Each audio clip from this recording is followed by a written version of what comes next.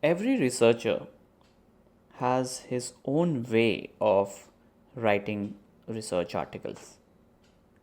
The ways cannot be taught, or practices cannot be just put upon a person.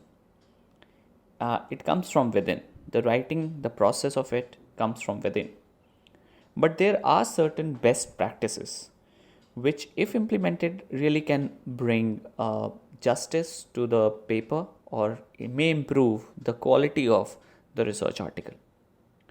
Now, here are some of the research steps which can be, or the steps which can be outlined for writing an effective research article. And these are also some of the basics which can be said to be very important.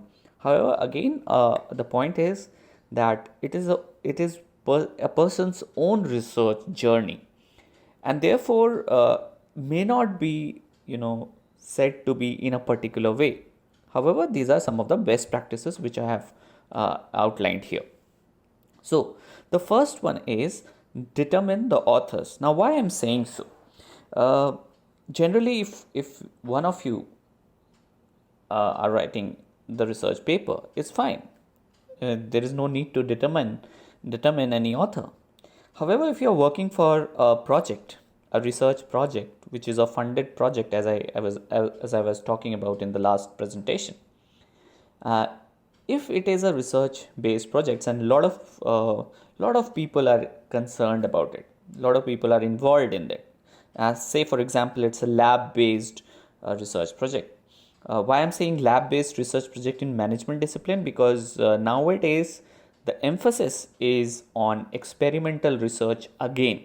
Coming back to this again. So if I talk about the authors, there can be multiple authors, and there can be multiple researchers working on a given project.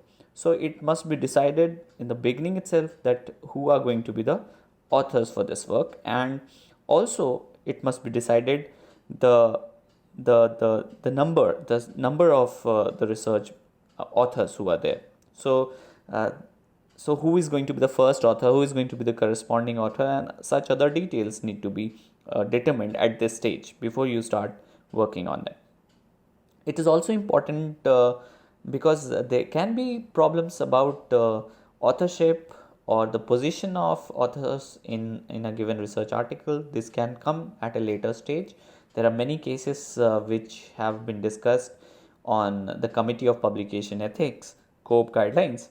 So I just wanted to bring that into here. So this should be the first step. Number two is initiating the writing while experimenting or while working on the data analysis or anything which comes up in between. So it's important that you start writing while you're experimenting, because there can be certain uh, impact based observations which can be written at that stage and maybe say later forgotten. So it's better to initiate the writing while we are experimenting. While we write down things while experimenting, there are a lot of other ideas also which are generated while writing things. So you may want to go for some kind of controls while experimenting while you are writing. So it's important here that you start the writing work in the right earnest. The third one is to decide to publish, and you decide to publish when you feel that you have made a major contribution to the research literature or literature of that particular domain, and this is the time when we can start to publish this work. So it is important that you decide that, and this decision should be on the basis of collaboration. So if you are doing a collaborative work, then everyone else whosoever is in the picture should come forward and decide that yes, this is the time now to publish, because we have got ample things to actually work upon. The fourth thing which should be looked upon is publication ethics. I was just talking about when I said determining the authors, but publication ethics is not just about the authorship. The publication ethics entails a lot of different things that uh, right from the very beginning, if I say, if you're given a project, it has to be approved by the institution in which you're working. if there are animals involved, or if there are, because we can also go for the behavior of animals and other things, if there are animals involved, if there are human subjects involved, then what kind of precautions one researcher should take. So for example, if I just talk about a survey which is being done, it is important that the person concerned, the respondents, know that their record is being taken for a research works. Therefore, consent of the person concerned is very, very important. However, in some qualitative researches, when you are observing participants from a distance, whether or not to ask such things, so the confidentiality, at least, that the person who is there as a subject, the confidentiality and anonymity should be maintained and all the stages of the research which is being done. This is one part of it, publication ethics. So I just want to summarize here the publication ethics. One needs to take consent from the person concerned.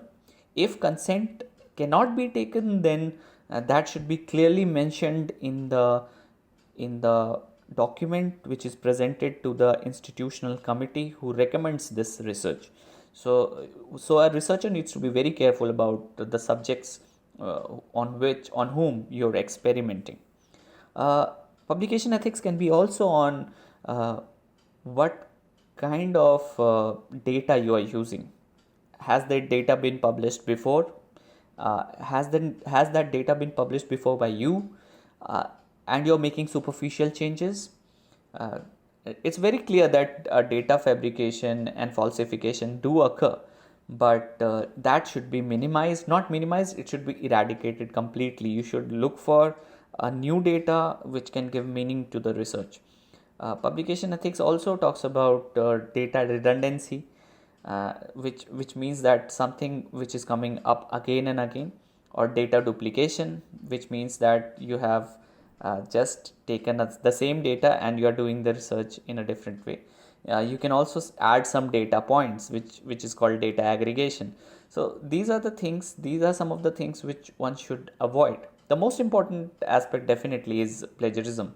While you are actually submitting a research article, you will see that any research journal today talks about that we follow the COP guidelines. COP is, as I said, a Committee on Publication Ethics, and plagiarism is strictly banned, and it is not tolerated. For example, what plagiarism is, it means that you're writing somebody else's work without even giving attribution to the person, without giving the credit to the person. So that means you are in that case cheating, and that needs to be stopped. So these are some of the things which are there in publication ethics. So that needs to be taken care of. The next step is to draft a working title. Now, generally, abstract and the title is written at the end. But why I'm not talking here at this stage? Because a working title can be helpful to the researcher in acknowledging what has already been done, and that can be and why I'm saying a working title, because it can be changed at a later point in time. So that should be done. Determine the basic format. There are different formats for a research article. The format also depends on which journal you are actually submitting your paper. So therefore it is important that the format is clear right from the very beginning. Then finding the appropriate journal. Now there are certain things which I would like to show you here. So I'll present the next presentation on finding the appropriate journal.